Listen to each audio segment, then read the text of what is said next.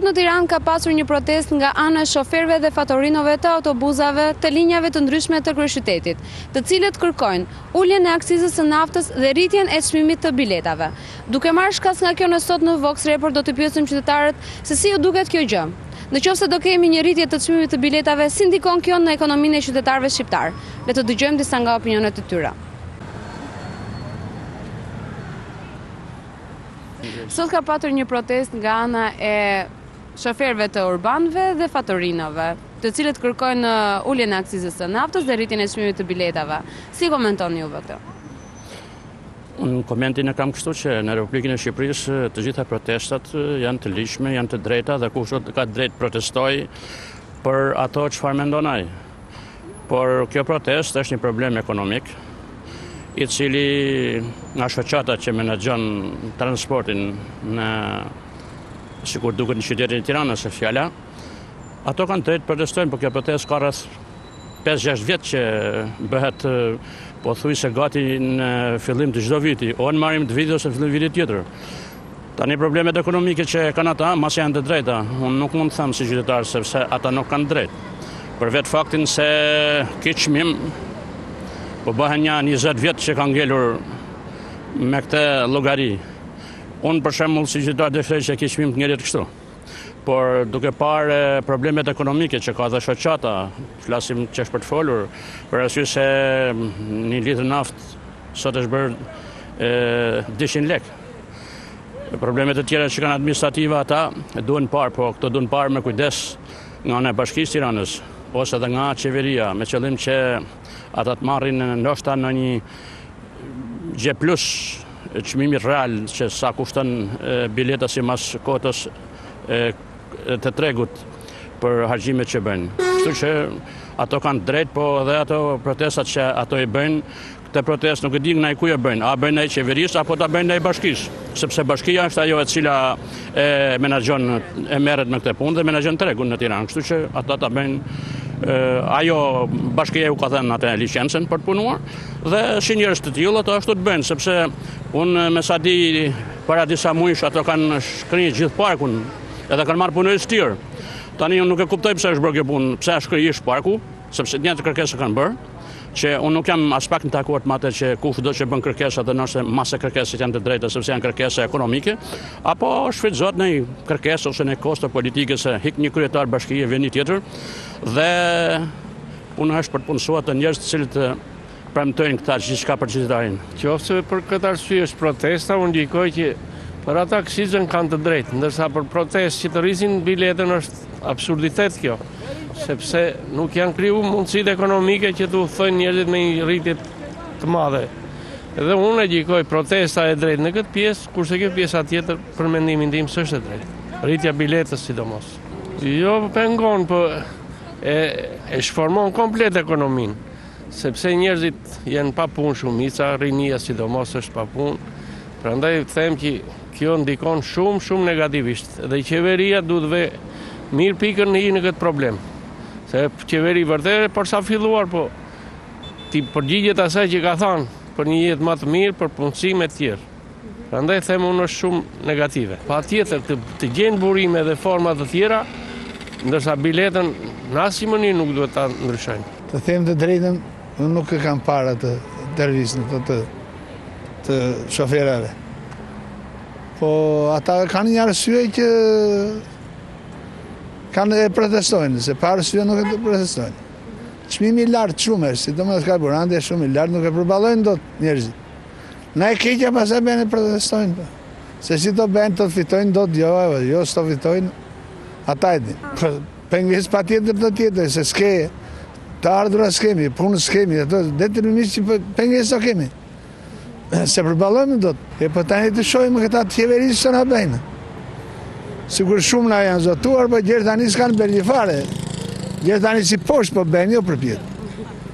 Kësmet tani, se shto t'i bëhet këti vendi, Allahu e di. Fakti për mua si për gjithë tjetë, problem do t'jetë. Për faktin se të paguash, ashtë sa kërkojnë ata 700 ose 1000 lek, 100 lek, 7 lek ose 100 lek, kjo nuk është ekstra pa mundur. Unë për vetën time mund të lëviz me vështërsi, pasi duke pas kushte shtetësore të mia, tonë pjesë më të madhe gjithçka ja bëjnë kam, në kam, dhe kjo nuk është problem për mua, po është problem për tjerë, është problem për tërë ata të cilët kanë problemet e punës, kanë problemet e turrëve. Pra, kjo është një problem për gjithë jetën sociale këtu, për gjithë qytetarët, nuk është fjala vetëm për një ose për dy ose thjesht për ata që kanë para. Se ata që kanë para nuk kanë nevojë të udhtojnë me urban, udhtojnë me makinat e tyre, edhe shumë mirë se tani nuk na nalon njëri që të blej makinat tona. Sot ka patur një protestë nga ana e shoferëve të urbanëve dhe fatorinëve të urbanëve të linjave të ndryshme të Tiranës, duke kërkuar uljen e aksizës së naftës dhe rritjen e çmimit të biletave. Si e komentoni juve këtë? Po në përgjithësi, rritja e çmimit të naftës, domethënë i vështirëson problemet. Se do rriten biletat e transportit e tjerë e tjerë. Megjithatë, me rritjen e akcizës do rritet edhe çmimi i naftës, kuptohet. Pengesë tani do ketë për ato që janë me probleme, ashtu do ketë pengesa, patjetër, përgjithësi. Po vetë kuptohet që me rritjen e çmimit të naftës dhe biletat do rritet, kështu që s'ka rrugë tjetër, nuk ka si bën. Unë kam makinë vetë dhe se kam problem. Por vetë ndërtimi i tregut dhe me sa di i vetë shoqatës, e cila merret me transportin udhëtarëve, ajo është me fjalë gjysma është private, gjysma është që investon shteti, domethënë bashkia. Kjo punë do zgjidhet midis tyre. Atë marrin, nuk varet në dorën tonë si qytetar që ata të marrin një pag plus ose ta marrin minus. Ajo është një drejtë e tyre që u takon bazë ligjës. Edhe këto edhe rregullat ekonomisë tregut nuk janë vendosur kështu siç mendon dikush që ja t'u japim kaq ose t'u japim kaq. Për arsye se në vendet e jashtë shtetit, paga 13 është një detyrim i punëdhënësit. Dhe nuk kanë detyrim që po deshëm ajo, po deshëm. Është ajo që është shkruar në ligj, është shprehur mirë, dhe nuk ka të bëjë me atë se do rriten çmimet apo do ulen çmimet e biletave. Kjo është një problem që zgjidhet midis Bashkisë Tiranës dhe shoferëve ose të punësuarve. Unë nuk e thash kot më parë që ata kanë shkruar parkun dhe kanë heqë gjithë punëtorët edhe kanë marrë punëtorët tjerë. Tani përse? Faktikisht jo se këta nuk kanë drejt punëtorët, sepse rrogat mund të jenë të nivelit të ulët. Janë rrogat të cilat në përshtatshmëri me rrogat e tjera janë më të ultat dhe ata pikërisht për këtë punë e bën. Po kjo do të zgjidhet me një mekanizëm ekonomik. Çfarë do thotë që Bashkia e Tiranës vetë me investimet që ka, me ato gjëra që vepron në treg për të dhënë atyre subvencione, siç është për shembull problemi i karburantit, edhe problemet e tjera që kanë bëjnë me riparimin e automjeteve, se unë e di se riparimi i automjeteve bëhet nga Bashkia që po sidoqë të jetë, këto janë probleme që do të zgjidhen midis dy palëve, Bashkisë Tiranës dhe personelit shoferë dhe fatorina. Po është drejt atyre, kanë drejt të kërkojnë. Kanë kërkuar 700, po mund të shkojë edhe 500. Si kjo, tash shteti edhe duhet i rimbursoj këto siç janë pensionistat, studentët të gjëra, invalidët të gjëra, duhet të rimbursu. Se edhe nafta po ngrihet, domethënë me 300 lekë ka qenë bileta me çmimin e naftës ka qenë 1450, nafta ka shku 2000 dhe këta kanë drejt. Tash drejt, edhe ne kemi drejtën tonë, ne themi të ulet, jo të ngrihet, po tash çfarë di bësh. Zgjedhja për mua mund të jetë kjo. Po duhet këto shoqata duhet të këmbgulin që mund të them kështu që brenda Tiranës të jetë një bilet tjetër edhe 1000 lekë, po ta kemi orar, të kemi një orë gjys, 2 orë që të udhtojmë me këtë bilet, duhet keni marrëveshje ose ta marrë një koncesionar, për shembull, siç e kanë në shtete të tjera. Kjo është mund të jetë një zgjedhje optimale. Shumë interesant. Po kjo është, kështu e ka bota gjithë, pse mos ta kemi edhe ne. Pa drejt. Pa drejt. Kaq. Po pak bëhet shumë. Pak tu, pak atje, kuptojt vetë, gjithë dhe bëjnë llogarinë. Nuk kam që të them, sepse për urbanët unë nuk kam interes fare, do me thënë ajo është punë e tyre, unë lëvizem me makinë. Shumë mirë e bëjnë, ulja naftës të ulet, se këto s'pamenojnë fare për popullin. As për pensionet, as për gjo. Kështu që edhe në Itali, se unë andej po vi, u bon greva, u bon gjitha, po vehen në vizë çdo gjo. Këtu dalin e si freskëllej. Sa do ndikoj kjo në ekonominë e qytetarëve? Ndikon shumë.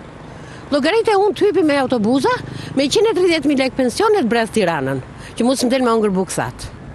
Nuk merrem me këtë. Unë nuk i pi mos filmoti, unë nuk i pi në autobus dhe them mirë të bëhet, po jo.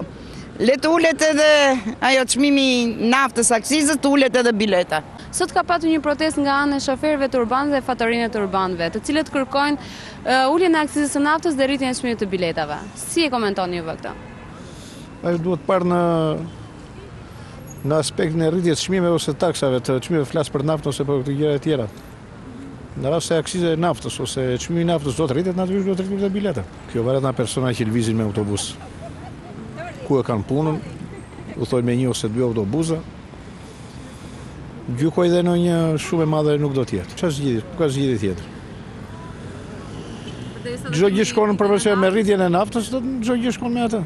Sot ka patur një protestë nga ana e shoferëve të urbanëve dhe fatorinëve të urbanëve të linjave të ndryshme të kryeqytetit, të cilët kërkojnë uljen e akcizës së naftës dhe rritjen e çmimit të biletave.